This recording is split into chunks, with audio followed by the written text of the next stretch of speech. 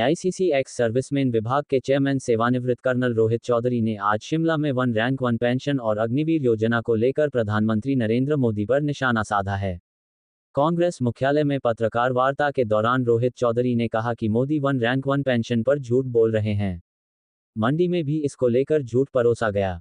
उन्होंने कहा कि मोदी को अब सत्ता चलाने का कोई हक नहीं है। उन्होंने कहा है कि मोदी सरकार सैनिकों और देश के हित में नहीं है। रोहित चौधरी ने कहा कि अग्निवीर योजना देश की सुरक्षा और युवाओं के हित में नहीं है। मोदी इस योजना को लेकर घिर गए हैं, इसलिए इस योजना का चुनावों में कहीं भी कोई जिक्र नहीं हो रहा है। अग्निवीर योजना से सैनिक 4 साल के बाद रिटायर हो रहे हैं। 18 साल में भर्ती हुआ युवा 22 की युवा अवस्था में रिटायर होकर बेरोजगार हो जाएगा। उन्होंने कहा कि जिस तरह कहा जा रहा है कि इसके बाद उन्हें कंपनियों में नौकरी दी जाएगी, उससे स्पष्ट हो गया है कि ये योजना अंबानी और अदानी के लिए शुरू की गई है ताकि 4 साल की ट्रेनिंग के बाद ये युवा उनकी कंपनियों में नौकरी करें। उन्होंने कहा कि इस योजना की शुरुआत के बाद युवाओं में सेना में भर्ती होने की संख्या में कमी आई है। जय जवान अभियान के माध्यम से कांग्रेस देश के युवाओं को अग्निवीर योजना की खामियों के बारे में जागरूक कर रही है और हम अगर सत्ता में आए तो इस योजना को समाप्त कर देंगे। पंजाब दस्तक के लिए सुरेंद्र राणा की रिपोर्ट। ये है हमारे मोदी जी का वन रैंक वन पेंशन पे झूठ का ग्राफ, जो 2014 में 5300 करोड़ से चला था और 1000% की ग्रोथ रेट से ये 6 महीने पहले राजस्थान के चुनाव में 70,000 करोड़ हो गया। 2 महीने पहले रेवाड़ी में कहा 1 लाख करोड़ रुपया वन रैंक वन पेंशन का दे दिया है और 2 दिन पहले, मात्र 2 महीने बाद 2 दिन पहले मंडी में 25 मई को उन्होंने कहा 1.25 लाख करोड़ रुपया दे दिया है।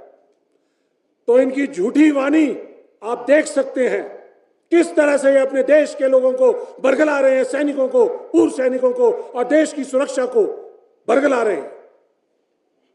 ऐसे झूठे प्रधानमंत्री को देश में सत्ता चलाने का कोई अधिकार नहीं है। इनका राष्ट्रवाद पूरी तरह से झूठा है। सरहदों पर जाकर सियाचिन में, कारगिल में, दराज में सैनिकों के साथ होली दिवाली मनाते हैं और जैसे ही वापस आते हैं तो उनकी कभी डिसेबिलिटी पेंशन को बंद कर देते हैं। और सबसे बड़ा, देश के साथ जो खिलवाड़ किया गया है, देश की सुरक्षा के साथ जो खिलवाड़ किया गया है, अग्निपथ योजना जिसका एक भी लाभार्थी नहीं है, जिसका एक भी बेनिफिशियरी नहीं है, ये आनंद फानंद में 2022 14 जून 2022 को इन्होंने लागू किया। देश की सुरक्षा के हित में नहीं है, देश के सैनिकों के हित में नहीं है, देश की सेना के हित में नहीं है, युवाओं के हित में नहीं है। मात्र 4 साल का सैनिक, अनट्रेन्ड सोल्जर, क्या वो देश की रक्षा कर पाएगा? सरहद की रक्षा पर कर पाएगा? नहीं कर पाएगा। इन्होंने तरतीबवार देश की सुरक्षा को कमजोर करने का काम किया है। यह है मोदी साहब का झूठा राष्ट्रवाद, झूठा देश प्रेम, झूठा सेना का प्रेम और झूठा सैनिकों के साथ प्रेम। मोदी जी पूरी तरह से इस स्कीम के ऊपर घिर चुके हैं। उनके पास कोई जवाब नहीं है। जहां कहीं जा रहे हैं वहां पर युवा, पूर्व सैनिक, सभी राजनीतिक दल सब पूछ रहे हैं कि एक लाभार्थी तो दिखा दीजिए, एक बेनिफिशियरी तो दिखा दीजिए, लेकिन कोई बेनिफिशियरी नहीं है।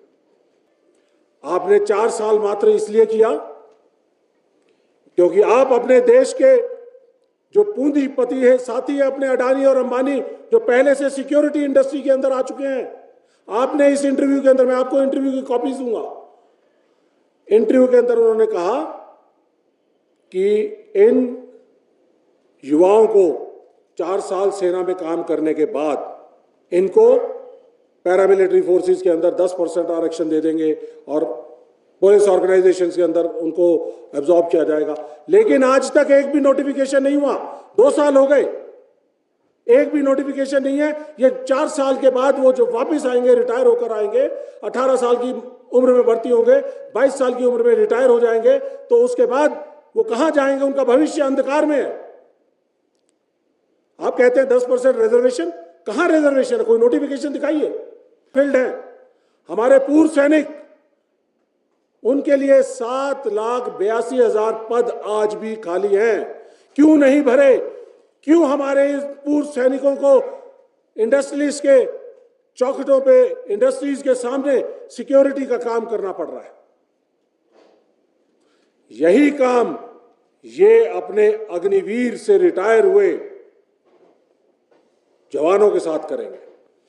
शाह साहब ने भी और राजनाथ जी ने भी, दोनों ने अपने इंटरव्यू में कहा है कि इन लोगों को बहुत सारे इंडस्ट्रियल हाउसेस इन लोगों को एब्जॉर्ब करने के लिए तैयार हैं।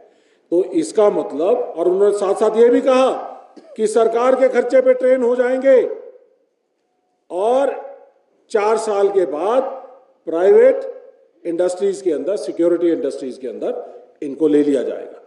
तो इसका मतलब आपका ये डिजाइन है, पहले देश की सुरक्षा को कमजोर करना, सैनिकों को कमजोर करना, सेना को कमजोर करना। जो बच्चे तैयारी कर रहे थे अग्निपथ स्कीम आने से पहले, उनमें से कुछ बच्चे ये हैं, 1.5 लाख बच्चे ऐसे थे जो 2019 से लेके और 22 के दौरान 60 लाख लोगों में से 1.5 लाख बच्चे सिलेक्ट हो गए थे, ज्वाइनिंग की इंतजार कर रहे थे और ये गुहार लगा रहे थे कि हमारी ज्वाइनिंग कराई जाए। कोरोना के नाम पे एडमिनिस्ट्रेटिव रीजंस की वजह से इसका कहा गया कि डिले हो रहा है, लेकिन अचानक मंशा कुछ और थी। अचानक अग्निपथ आता है और इनको रातों रात एक तुगलकी फरमान द्वारा, मोदी जी ने चमड़े के सिक्के जो चलाए उसके फरमान द्वारा इनको बेरोजगार कर दिया जाता है। 1.5 लाख बच्चे हैं, 60 लाख में से चुने गए। और आपको जानकर खुशी होगी कि इन बच्चों के साथ कांग्रेस पार्टी ने अपना दिल जोड़ा।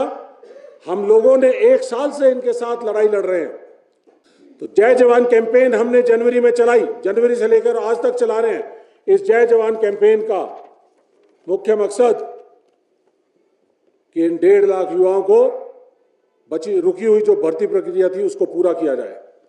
और अग्निपथ योजना को हमने फैसला किया कि इसको खत्म करेंगे, क्योंकि देश की सेना के लिए, सुरक्षा के लिए, सैनिकों के लिए सही नहीं है। और जितने अग्निवीर हैं जो पहले से भर्ती हो चुके हैं, उन सभी को हम रेगुलर करने का काम करेंगे। ये कांग्रेस पार्टी ने फैसला किया जय जवान कैंपेन चलाने के वक्त। इस हिमाचल प्रदेश के अंदर जो इतना कंसंट्रेशन है एक्स सर्विसमैन